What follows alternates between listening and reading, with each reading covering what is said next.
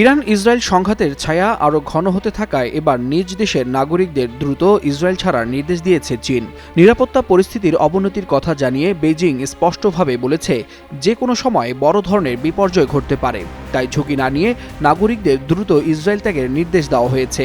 দূতাবাস থেকে পাঠানো করা বার্তায় বলা হয়েছে, স্থল কিংবা আকাশ যে পথেই সম্ভব দ্রুত দেশে ফিরতে হবে। ফলে এমন বাস্তবতায় প্রশ্ন উঠছে, কি ঘটতে যাচ্ছে মধ্যপ্রাচ্যে।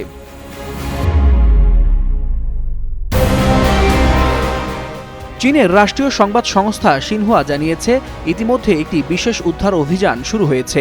নাগরিকদের নিরাপদে সরিয়ে নিতে মিশর সীমান্তের তাবা ক্রসিং ব্যবহারের পরামর্শ দেওয়া হয়েছে। এমনকি উদ্ভূত এই পরিস্থিতি সামাল দিতে সর্বোচ্চ সতর্ক অবস্থানে রয়েছে চীনা দূতাবাস।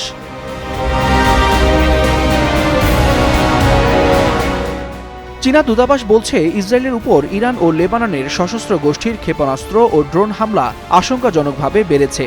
হামলার তীব্রতায় অনেকেই সময়মতো আশ্রয়কেন্দ্রে পৌঁছাতে পারছে না, ফলে হতাহতের সংখ্যাও বাড়ছে দ্রুত।